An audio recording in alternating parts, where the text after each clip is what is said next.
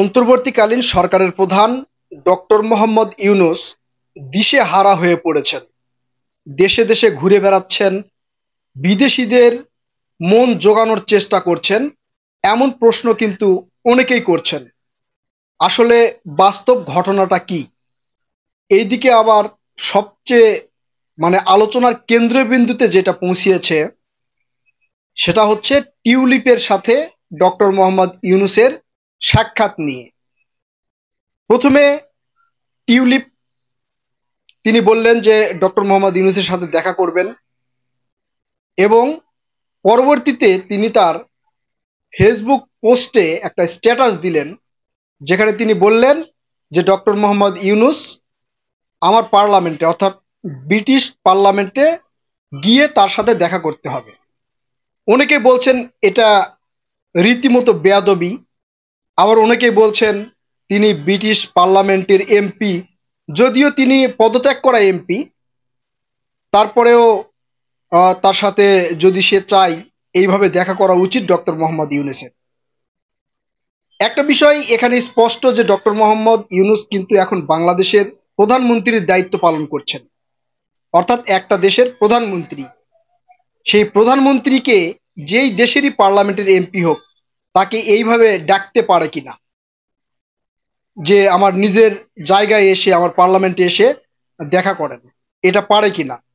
অথবা এর পিছনে কোনো রহস্য রয়েছে কিনা, যে আমি চাইলে হয়তো ডক্টর মোহাম্মদ ইউনূস আমার সাথে দেখা করবে, কারণ আমার খালা শেখ হাসিনা বাংলাদেশের প্রধানমন্ত্রী ছিলেন। এইরকম কোনো চিন্তা ভাবনা করে তিনি ডেকেছেন কিনা সেটা নিয়েও অনেকেই প্রশ্ন তুলছে। এখন ডক্টর মোহাম্মদ ইউনূস আসলেই কি দিশাহারা হয়ে পড়েছেন? বাংলাদেশের সার্বিক পরিস্থিতি যদি আপনারা একটু বিশ্লেষণ করেন, যেমন এই বেশ কিছুদিন আগে প্রায় ৩-৪ মাস ধরে কিন্তু বাংলাদেশে একটা অস্থিতিশীল পরিস্থিতি বিরাজ করছে। এর বেশিরভাগ কারণ হচ্ছে যে বিভিন্ন দাবি দাওয়া নিয়ে মাঠে নামতেছে বিভিন্ন অঙ্গ সংগঠন, এর মধ্যে রয়েছে রাজনৈতিক দল। সবচেয়ে বড় সমস্যা যেটা ডক্টর ইউনূসের, সেটা হচ্ছে বিএনপি। বিএনপির দুইটা সূত্র, এই দুই দাবিতে বিএনপি রাজপথে নামছেন।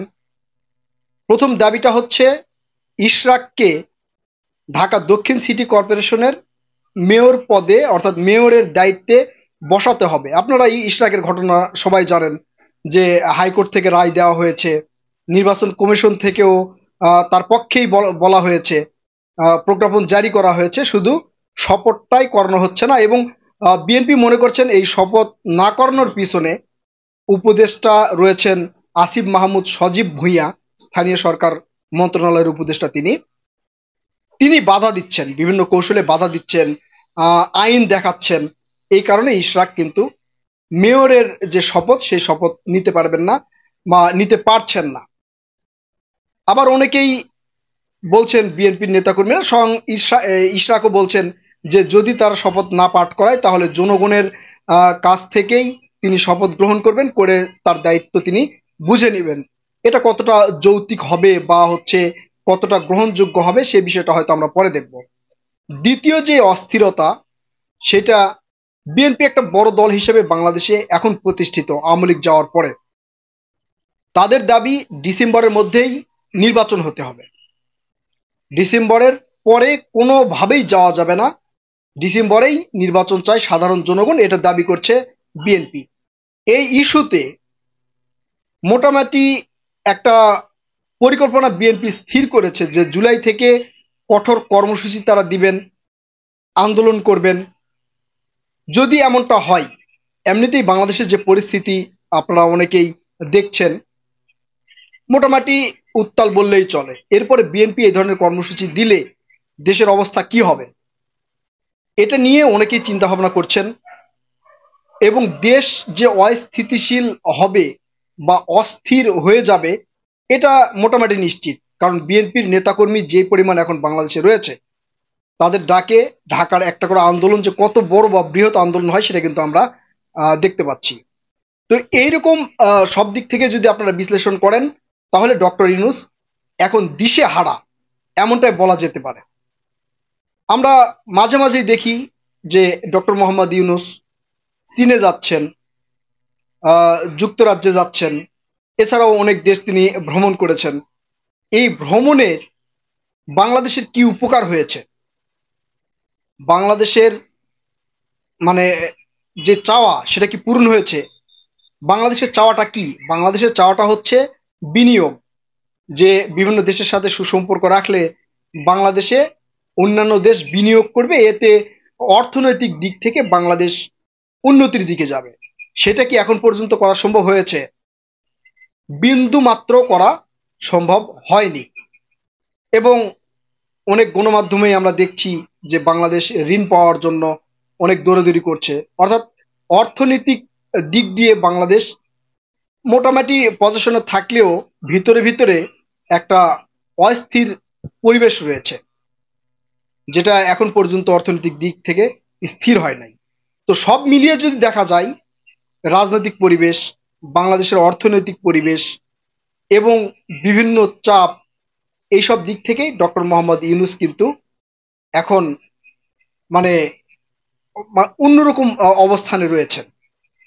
কোন সময় কি হয় বা কি হতে পারে, এটা নিয়ে অনেক চিন্তা ভাবনা কিন্তু রয়েছে।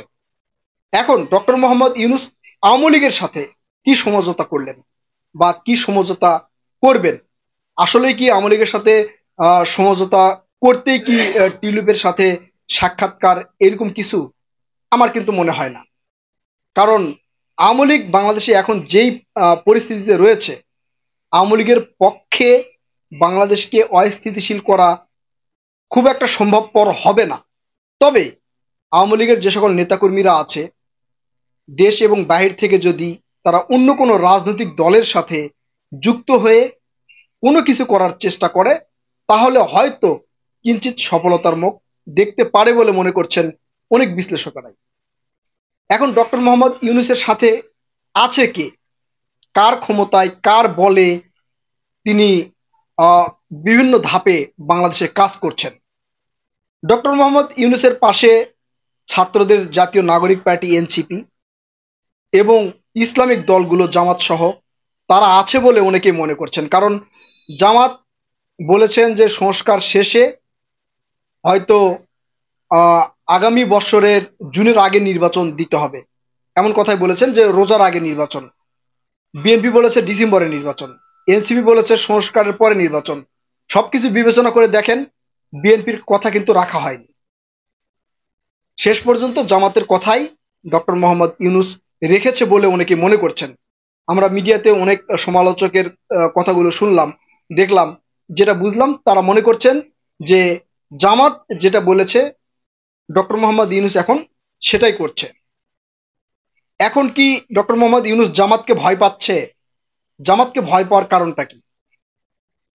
সিনিয়র সাংবাদিক মাসুদ কামাল একটা কথা বলেছেন যে বিএনপি চাঁদাবাজিতে ব্যস্ত আছেন, এনসিপি নিজেদের দল গঠন করার জন্য ব্যস্ত আছেন, আর জামাত কৌশলে নিজেদের লোকদের প্রশাসনের বিভিন্ন জায়গায় বসাচ্ছেন।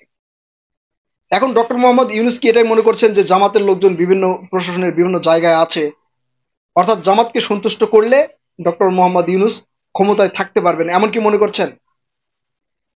আমার এই বিষয়ে খুব একটা মন্তব্য করতে পারছি না, কারণ পুরো তথ্য আসে নাই। প্রিয় দর্শক, আপনারা কি মনে করছেন? আপনারা আপনাদের মূল্যবান মতামত কমেন্ট করে জানাবেন। কথা হবে নতুন কোনো ভিডিওতে। ততক্ষণ পর্যন্ত ভালো থাকবেন। আল্লাহ হাফেজ।